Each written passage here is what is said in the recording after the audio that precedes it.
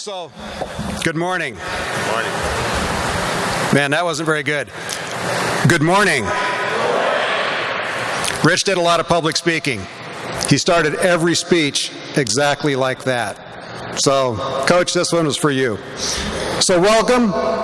My name is Tyler Corder. I've been Rich's close friend and his business associate and his sidekick for 23 years or so. Thank you all for being here.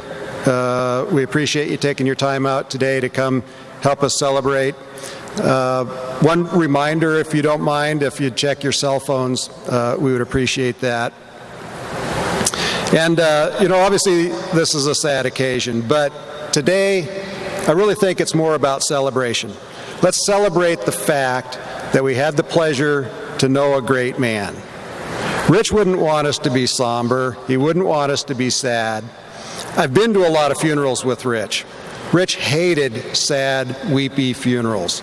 I've been to funerals with Rich where we were able to find the humor in things. So today, let's laugh, let's sing, we'll applaud, dance in the aisles, whatever. But let's not be sad that we lost Rich. Let's rejoice in the fact that we had him in our lives.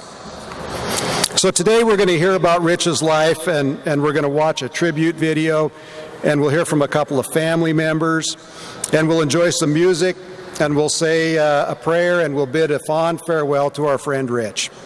And after that, we're going to have a great luncheon up here on the mezzanine level and reception, and we're inviting everyone. We want everyone to stay, and let's hang out and enjoy some fellowship and share some stories about and some memories about Rich. First of all, I want to extend our gratitude to Michael Gahn and Steve Stallworth here at the South Point for the use of this facility, and to Bill Purcell and Dave Russo for all the work that they put in to pull this together, and their crew, and to Swan Advertising for putting together the photo montage we've been watching, accompanied by some of Rich's favorite music, some classic rock. And to Gene Sagano at Channel 8 for putting together the video we're going to see in a few minutes. And also to Davis Funeral Home for being so helpful in making all these arrangements at the sad time. And I want to recognize Rich's family. And first and foremost, of course, is Rich's lovely wife, Joanne.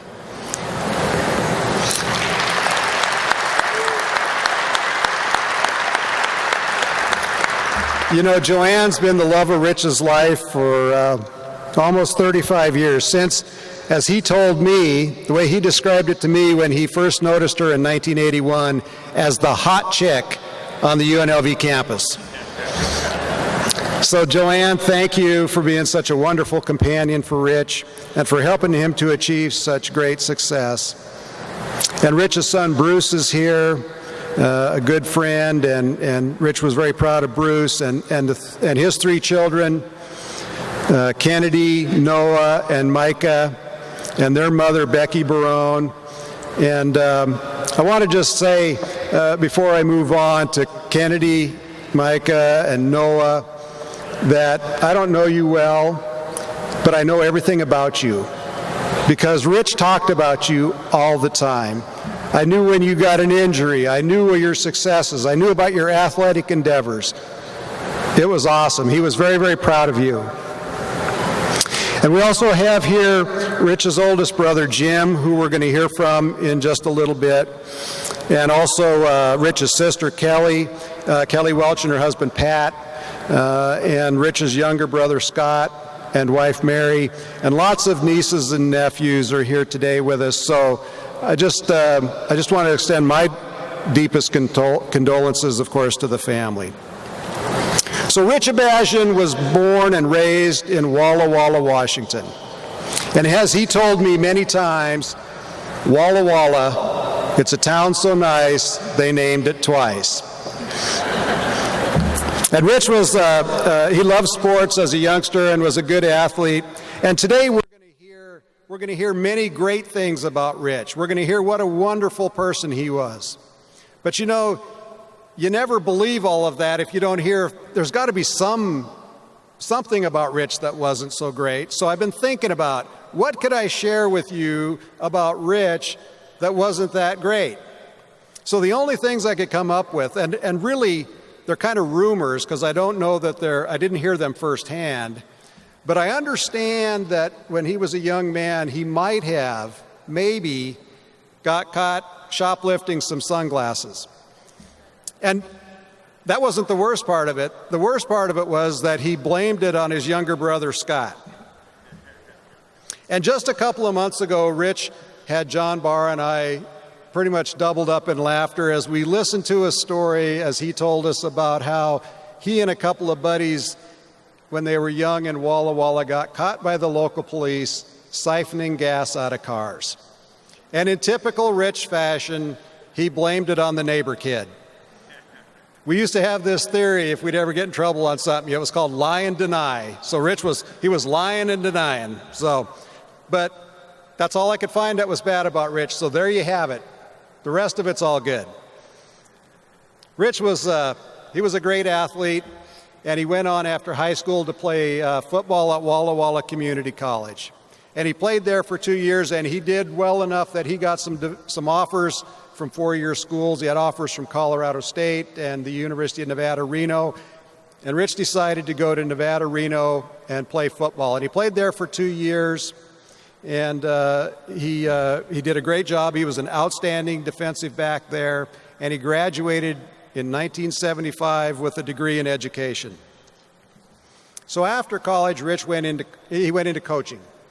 And he landed a job in 1977 at UNLV as the defensive backs coach. He was on Tony Knapp's staff, and he was there from 1977 to 1981, 5 years as the defensive back coach at UNLV. And here's something that's going to surprise a lot of you.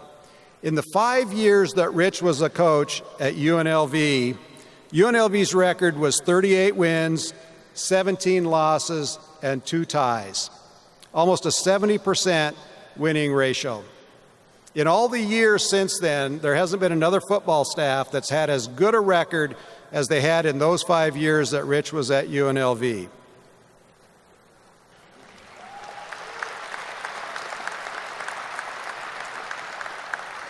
Okay, so for whatever reason, after the 1981 season, whatever was going on at UNLV at the time, they didn't retain the staff. And so Rich was out of work. And he told me that he didn't have any idea how to get another coaching job. He didn't know that you needed to network with other coaches and so forth, so he was out of work. So he tried a couple of things. I think it was during that time that he had his little modeling stint. You know, Rich was a good-looking guy.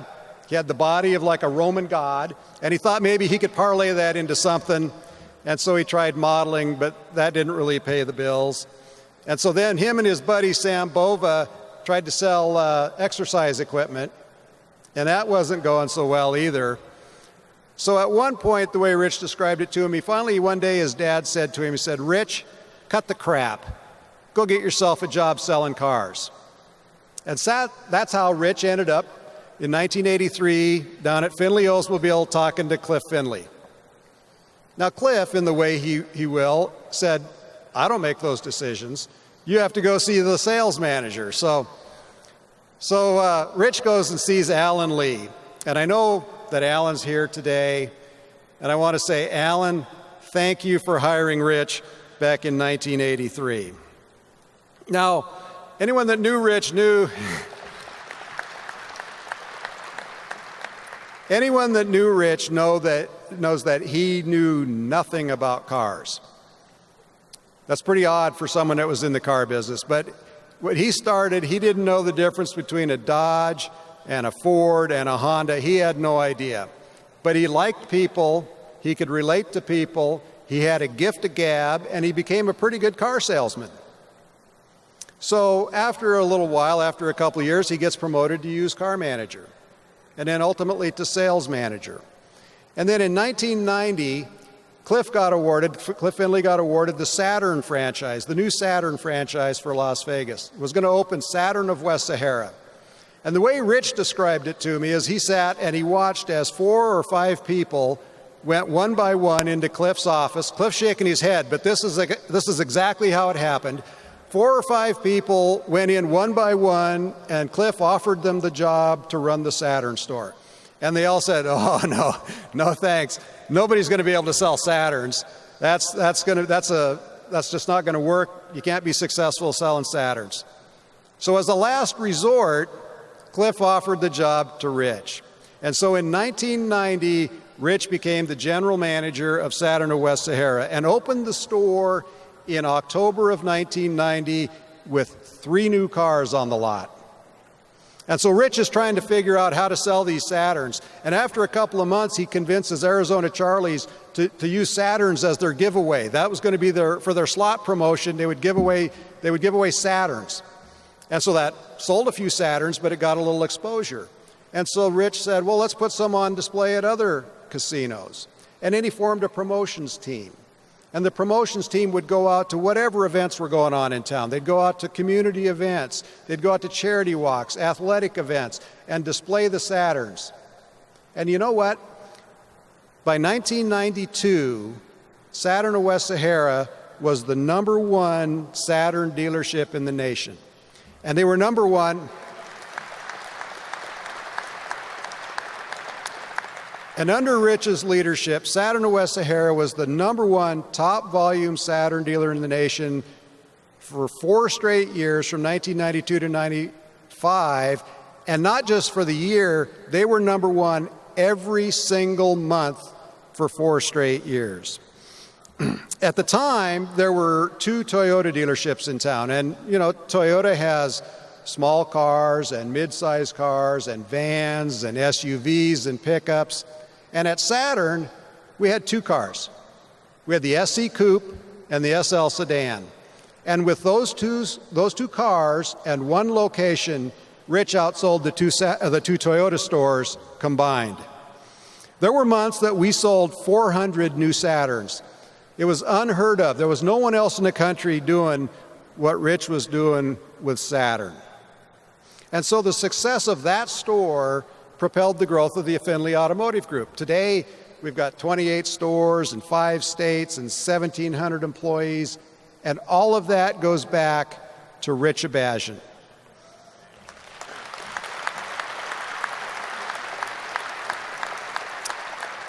So in 1996, we had grown a little bit. We'd opened a couple more Saturn stores. We had a total of 7 dealerships, and we made Rich the operations manager for Finley Automotive.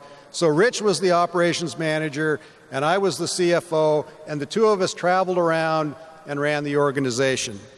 And that was until 1998, when, because of the success we'd had at Saturn, Toyota decided that it would be good that we should have a Toyota franchise. So when they were opening a new Toyota point in Henderson, they awarded it to the Finley organization, and we opened Finley Toyota.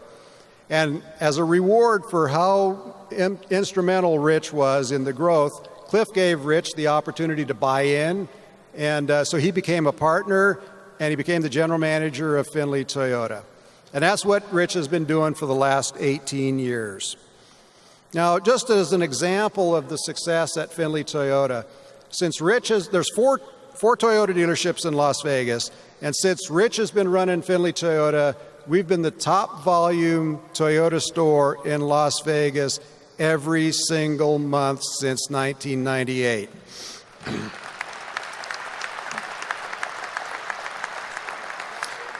And last year, we were awarded what's called the Toyota President's Cabinet Award, and that's awarded to the top 12 Toyota dealerships in the nation based on sales volume and customer satisfaction. And Rich was very, very proud of that.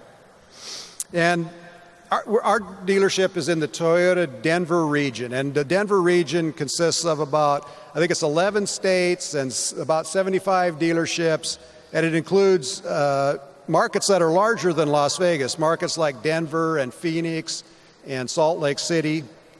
And so last year, Finley Toyota was the #1 top volume Toyota dealer in the entire Denver region. And last year, we were not only the #1 new car dealership, we were the #1 certified pre-owned dealership in the region, and we were also the #1 in service sales. We were #1 in all 3 categories every single month of the year. It was Rich's undefeated season.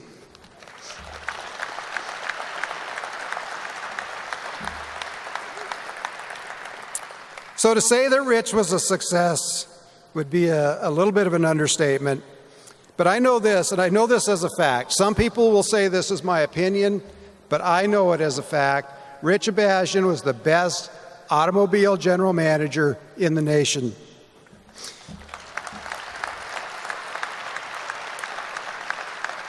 No one I've met in my 36 years in the car business had the drive, had the competitiveness, the leadership abilities that Rich had. And I also know this, if Rich had stayed in coaching, he'd have become a head coach, and Rich would have won national championships. If Rich had gone into coaching, he'd be a household name across America today. He'd be like Nick Saban or Steve Spurrier. I know that for a fact. But Rich went into the car business, and he won his championships in the car business. And on top of all that beautiful success in business, Rich had time, he found time to be a giant in the community. As most of you know, he was a huge supporter of UNLV athletics and of all types of youth sports. He was also active in his church, the Trinity Life Center. He was a board member for After School All-Stars. He was on the Las Vegas Bowl committee. But one of the greatest contributions Rich made was back in 1997, he founded the Southern Nevada Sports Hall of Fame. And back in '97, Rich wanted to honor his friend, David Humm. And so that's why we created the Southern Nevada Sports Hall of Fame and had our first banquet at Arizona Charlie's. And David Humm was our first inductee. But Rich also wanted to set something up that would help raise money for youth sports in Las Vegas. And the Hall of Fame has grown and thrived for all those years, and we've inducted many, many great people into the Southern Nevada Sports Hall of Fame. Some of them are world-famous people that we put into the Southern Nevada Sports Hall of Fame. And one of Rich's proudest moments in his life was when he himself was inducted into the Hall of Fame back in 2008 as recognition of his great contributions to athletics and to Southern Nevada.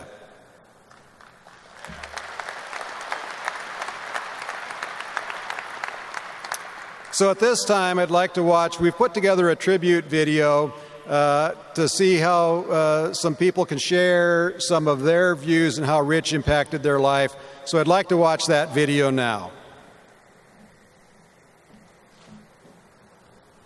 I know when I wake up in the morning, the first 3 words I say, life is difficult. And then I go to war every minute of the day to make it better.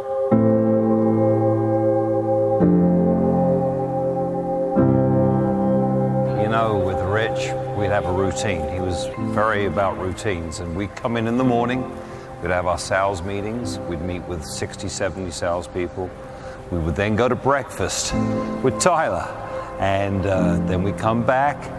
He would make his necessary phone calls. I would get on the sales floor, we would check everything, and every day we walked the building. By the way, half a mile all the way around the building, 6 times a day. We did this for 18 years. And when I walked around the back of the building the other day by myself, I was looking at cars. Rich was with me, and I still talk to him. Winning is very important to me. So I'm not motivated because I want the trophy. I'm motivated because I do not want to be second place. If it's not to be the best, then I shouldn't even get involved. Great football coach, great motivator, great speaker, and it carried over into his automobile dealership. Just a nice man, real nice man, honest, straightforward, looked you straight in the eye and told you what it was all about. He's one of those guys that motivates you, not just in his actions, but in how he handles you and pushes you forward, right? Sometimes you hate him and you're like, right? But then you also love him as well because you were able to reach the maximum of your ability. A great motivator, truly a coach. I always used to think it was kind of odd when I first started here that everybody referred to him as coach.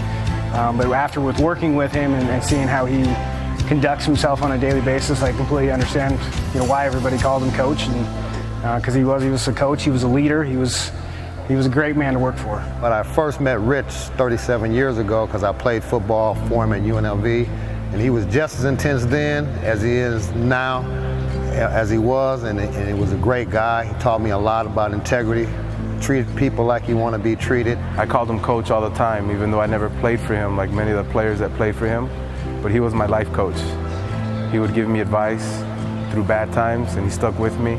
Coach, I just want to say I want to thank you for everything you've done for me in my life.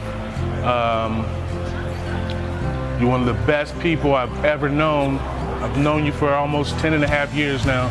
I want you to know that I am the man I am today because of the things you instilled in me. My pursuit for perfection and continuously growing in my life and everything wouldn't be without him. That is for sure. Rich, I love you very much. Thank you. He would want us to keep going forward. He would want us to keep living his dream out. And that's what I'm going to continue to do, is everything that he instilled in me is going to push me and motivate me. And I'm going to always hear all his quotes from our Wednesday and Saturday meetings and all our talks that we had. And I'm going to miss you, Coach. I believe that my success is because I've led people, whether it's our guests, whether it's our employees, whether it's the marketing, whether it's the community, whether it's an event, whether it's a game. Again, I think just passion. Passion is contagious. I've had people say, oh, you don't know this marketer.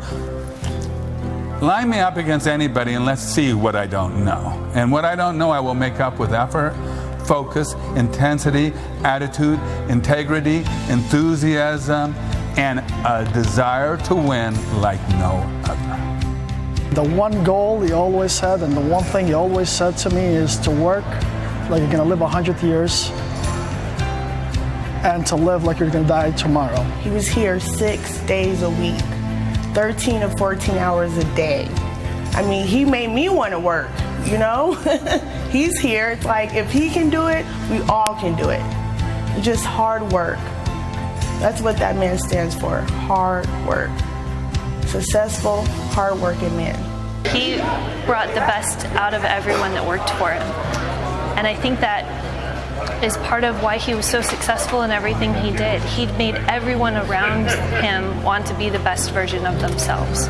First met Rich back in 1996 at Oldsmobile. He was an inspirational guy, heavy motivated guy, and everything. He was the best boss I ever worked for, good friend. And if anybody in the car business ever knew Rich, they'll say the same. He's been good to everybody. He's a great heart, great person, great attention to work with. And he's not only an ordinary boss, he made himself an extraordinary boss, friend, and mentor. I mean, we're very ordinary right now. The only difference between ordinary and extraordinary is the word extra. It's going to be not natural, not normal, not to have him in my life on a daily basis. But he lives in my heart. He lives in my family. He lives in Finley Toyota. And he's somebody that I am truly going to miss for the rest of my days. And I love him. And if he were here right now, I'd just tell him how much I love him and how much he meant to me and my family. That's it. I'll be always in debt to him and grateful to know him as a man and as my boss, and I appreciate everything he's done for me and my family. He just showed me that, you just work hard. Work hard. Even though you fall down or whatever obstacles that comes in your way, you'll overcome them. And I just hope that I can make him proud. I miss him. I really do.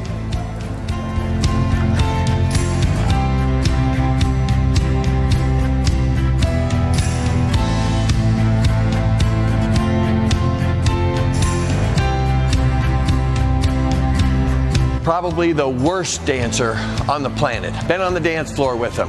You're going to be missed. I mean, for Joanne, sorry, Joanne, but you have more rhythm than anybody I've ever met. And to be married to him, true opposites attract, you know. And now, quite honestly, I'm going to be left out there on the dance floor.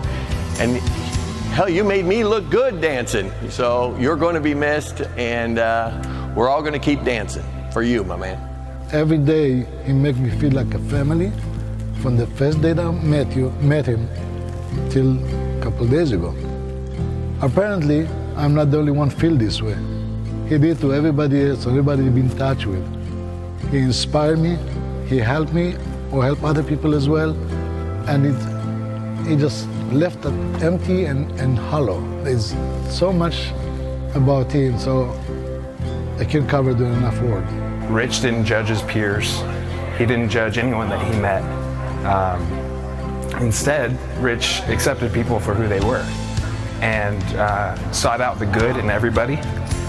And he built upon that good. He built everyone up that he encountered. I came to respect you not just because I felt like you were my brother, but I got to know the leader in you, and I got to know the mentor in you, and I got to know how big a heart you had.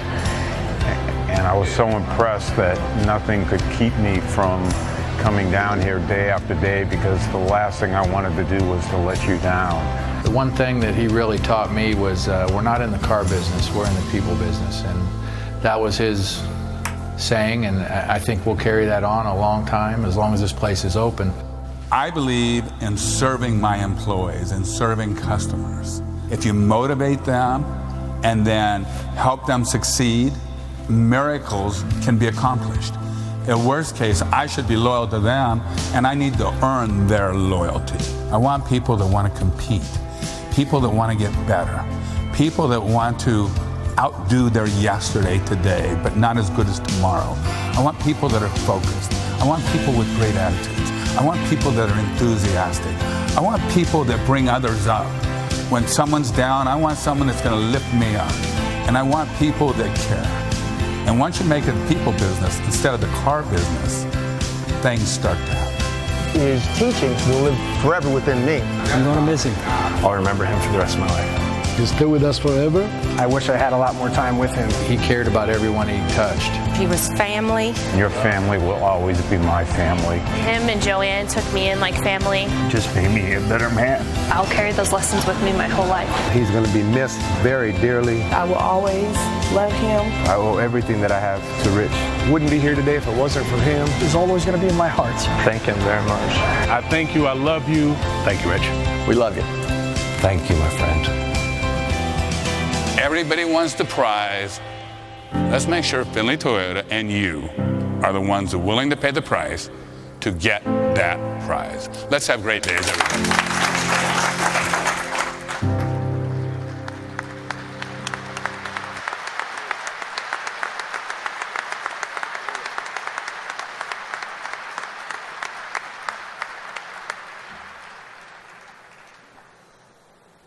Wanted to reach Rich, if you wanted to call Rich, you called his cell phone, because Rich was never in his office. He was out doing his routine. He was in the showroom, he was on the lot, maybe in the service department. And that's why Rich wore tennis shoes and a polo shirt to work. And he did that because he walked 4 or 5 miles a day, going around, checking on his business. And we called it management by walking around. And one particular routine, our particular routine, all revolved around meals. Rich liked to eat, and he wasn't a picky eater. So every day, every morning, 5 days a week, at about 8:45, Rich and John Barr would pull up to my office, and we'd jump in the car, and we'd do what Rich called, we'd go down the road. And going down the road consisted of going to one of the local drive-through fast food places, ordering some food, and we'd sit in the parking lot. Rich would eat his breakfast burrito, and we'd talk about what was ever on our mind for the day. And we did this 5 days a week for years and years and years. And on Saturdays, we changed it up a little bit. We'd go over to Sierra Gold, and Rich would have an omelet, and we'd sit and have breakfast, and we'd talk about what was ever on our mind. Every Saturday for years. And for lunch, every day at noon, I'd pull up in front of the Toyota store, and I'd pick up Rich, and we'd go to lunch. And we'd continue talking about what was ever on our mind. Might be work, might be sports, might be a TV show we saw, whatever it was. But that was our routine for years and years and years. And we would go to the same restaurant every day for years. And I think it was just easier. We make a lot of decisions through the day, so we don't have to make a decision about where we're going to lunch. We just go to the same place every day. And we'd have our Diet Cokes, and we'd eat the same thing over and over again. If you go back 10 or 12 years, we would go to the Hot Rod Grill every day for lunch. And we knew all the waitresses, and we'd go there every day until one day, the Hot Rod Grill went out of business. So we had to change it up a little bit. So we started going to Tony Roma's. And we'd go to Tony Roma's every day. And the waitresses would see us coming in, and they'd get our Diet Cokes before we ever sat down, and we'd order the same thing. And we'd go to Tony Roma's every single day for years. Until, guess what? Tony Roma's went out of business. So then there was a place, it was Carmine's Little Italy. We called it Instant Replay. And so we'd go to Instant Replay every single day. And the waitresses would see us, and they'd grab our Diet Cokes, and we'd have the same thing every day. And we'd talk about what was ever on our mind, and we did that for years and years. And then one day, Instant Replay went out of business. You see the pattern. We used to call it the curse. It was the restaurant curse. So, most recently, a new restaurant had opened up by the time Instant Replay went out of business, and so we started going to Miller's Ale House every day for lunch. And we know all of the waitresses. Some of them are here today. And they'd bring us our Diet Cokes. And we'd sit and have lunch every single day at Miller's Ale House. And so, when tragedy strikes, you try to think of something good. Is there something good that comes out of this? And here's the one thing I can come out of it that's good about Rich's passing, is I think that Miller's Ale House may have avoided the curse.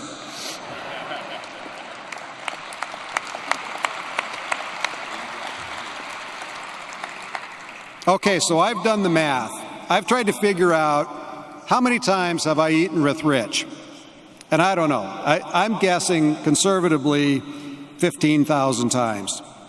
And I know the man's eating habits. And he was just as happy going through a drive-thru and getting a burger or a burrito. In fact, he was happier doing that and would look forward to doing that more than he would going to the fanciest restaurant on the Strip. He wasn't picky. But one thing he did was he liked spicy food. For his breakfast burritos, he'd get the Del Scorcho sauce. We used to go to a prime rib place years ago, and he'd get the atomic horseradish. Rich loved horseradish. And years ago, there was a Mexican restaurant we used to go to, which is out of business now. But we used to go to this Mexican restaurant, and we would get the fried jalapenos, and they'd bring us a dish of fried jalapenos. And we'd sit there and we'd eat the fried jalapenos straight. And Rich would have sweat rolling down his forehead and dripping off his nose and rolling down his neck.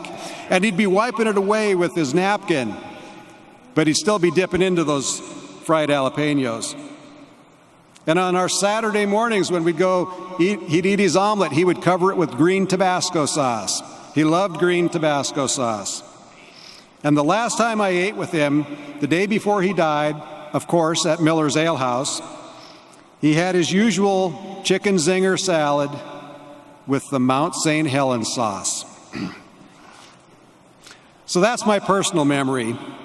But what I really want to talk about is what made Rich such an amazing leader, such a coach, such a mentor that had such an impact on so many of these people's lives. How did he inspire so many people and touch so many lives in the time that he had with us? And first and foremost, and I think Paris mentioned it in the video, was his work ethic. Most people reach a certain level of success and they think they've made it. You know, maybe they can take it a little bit easier. Don't have to work quite so hard. Well, that was not Rich. That was definitely not Rich. In all the years I've known Rich, he worked 6 days a week. As was mentioned, Sundays was for Joanne. But 6 days a week, he was at work. And a lot of general managers in the car business like to take Saturdays off.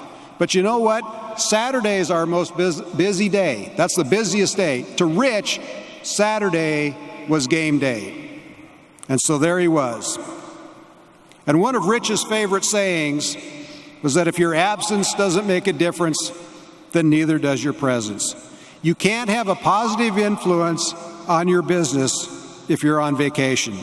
You can't lead by sitting in your office. You can't have an impact on someone by checking in by email or phone. Leadership is personal. Leadership is one-on-one. And you know, you look at your programs, and on the back of the program, you see a lot of Rich's favorite quotes, what we called the Abajians. And Rich and I loved quotes. We'd put together quotes. I created a 3-ring binder that's thick with quotes that we'd collected over the years. And you see some of his favorite ones there. And he would use them in his sales meetings and his managers' meetings. But there's one on there that you might scratch your head at, because he didn't use it in his meetings much. It was one that he and I talked about. And it's called, "There is no off switch on a tiger." And what we meant by that was that if you want to be a tiger, if you want to be a difference maker, if you want to make a difference in people's lives, you can't turn it on and off. You have to be on all the time. You have to want it more than the next guy. You have to do whatever it takes to make it happen. You have to always be on your game, because you know what? You never know when you might have a chance to make a positive impact on another person. There is no off switch on a tiger. And Rich was amazing in the way he built his relationships. He had a knack for instantly connecting with people and making them feel like they were his close friend. And he was adaptable. He could be friends with a banker, with an athlete, with another car dealer, with a celebrity, with a waitress. It didn't matter. It didn't matter your job. It didn't matter your background. It didn't matter your economic status. Rich could connect with anyone. Rich was as proud to know a construction worker as he was to know the president of General Motors. Rich was as proud to know his hairdresser as he was to know the governor. And you know what? He actually connected better with common, everyday people. And the amazing thing about Rich was that he stayed friends and he stayed connected with people. Rich still had friends that he went to grade school with. Who does that? I haven't talked to anybody I went to grade school with for 40 years. But Rich stayed friends with them. Rich stayed friends with the people he played football with back in the early 70s in Reno, and stayed in touch with them, and with the coaches that coached him in Reno, and the players that he coached at UNLV in the 70s, and the coaches he coached with. He stayed friends with them. He still knew everybody he'd ever known. I couldn't believe it. And most amazingly, he could fire someone and stay friends with them. I don't know how you do that, but he did it. And oftentimes, he'd end up rehiring him sometime, because Rich believed in second chances. And Rich was a coach throughout his life. To Rich, business was the same as athletics. You had to coach people. You had to teach people. And to Rich, coaching meant teaching technique. You don't just, if you're a defensive back coach, you don't just stand on the sideline and yell encouragement. To Rich, that's just cheering. You have to teach them. You have to give them something that they can use to win. You have to give them something that they can use to beat their opponent. And so he would tell me how he would coach defensive backs in college. And he would tell them, I would tell him, I want you to line up 4 yards off the line of scrimmage. I want you one step to the outside of your receiver. I want you angled so you can see the quarterback and your receiver at the same time. And when the ball is snapped, I want you to step this way. He would give them the absolute tools they needed to win. And it was the same in the car business. I remember when Rich and I were setting up Saturn of Henderson. We'd opened a new dealership, Saturn of Henderson. And we were going to teach the lot attendants how we want the lot set up. And so we drew a diagram of the entire lot. And we want the used cars over here and the used trucks over here, and we want the new sedans here and the new coupes here, and here's where customer parking is going to be, and here's where employee parking is going to be. And when we get a trade-in, I want it back here against the back wall, and I want it backed in, and I want the windshield marked with the date so I can walk around and know exactly what's going on with every car. And on our front line at the dealership, when I stand at the end of a line of 50 cars, I want to see a straight line. I want to see every one of those bumpers in a straight line. And I want the colors alternated. I do not want two red cars side by side. I do not want two white cars side by side. And that's the way Rich would coach people. He would tell them exactly what he wanted. And then he would go out and he would inspect it. And you know what? If it was the way he liked it, that was an opportunity to go tell somebody good job. And if it wasn't quite right, then that was a coaching opportunity. But the one thing Rich did was he inspected what he expected. And he didn't just coach technique. He also coached effort, perseverance, and being the very best person that you could be. Everybody has it in them to be better today than they were yesterday. But you know what? You have to want it. You have to do the right thing every day, over and over, to get results. Today's results are a product of yesterday's efforts. If you work at something over and over and do the right thing again and again, eventually you'll achieve the result that you want. But you know what? It's easy to get lazy. It's easy to do the wrong thing. It's easy in the morning to roll over and not get up and be late for work. It's easy to act like you're working hard when you're just going through the motions. But easy is the route taken by failures. If you want success, you have to be willing to do what others won't do. You have to reach down deep inside and decide that you want success, that you deserve success. And every decision you make has a consequence. You can do the right thing over and over, an inch ever so much closer to your goal, or you can do the wrong thing, an inch ever closer to failure. But you decide. It's not up to anyone else. You decide. I don't care where you came from. I don't care your education. I don't care whether others believe in you. It only matters if you believe in you. Everyone can be successful. Everyone wants the prize, but not everyone is willing to pay the price. Success is not an accident. You can make it happen, and you choose. And you start today. Because if you start today, tomorrow, you'll be one step closer to achieving your dreams. That was the basis of Rich's philosophy. I've heard him make that speech 100 times, 1,000 times. That's what he taught people. That's how he helped people achieve their goals. And not just promotions or monetary goals, but life goals. Rich really cared about people. He rooted for people to be successful. He believed there was not a finite amount of success. A rising tide lifts all boats. Rich wanted the best for everyone. And that's why he connected to people so well. That's why he kept friends for years and years and decades and decades. That's why hundreds of people felt that Rich was their best friend. And that's why people worked so hard to live up to his expectations. They never wanted to let Rich down. And that's why Rich Abajian sold more Saturns than anyone in history. That's why Finley Toyota has the best management team, the best sales team, the best service team of any dealership in the United States. People ask me how we're going to replace Rich at Finley Toyota. You know what? We won't. We can't. Sure, we'll make someone else the general manager, but we'll never replace Rich. He was one of a kind. They broke the mold. So I'll finish up with one story, and it's about Rich's tendency to leave early. Rich and I have been to hundreds and hundreds of events together. We've been to sporting events and business meetings and luncheons and charity banquets and funerals, you name it. We've been together at them, and we had a theory. We kind of had a philosophy about going to events. You go there and you see who you need to see and you do what you need to do, and then you're free to go. And Rich took great advantage of that. So we'd go to all the UNLV football games. If Rich had his own car there, he never once saw the fourth quarter of a football game.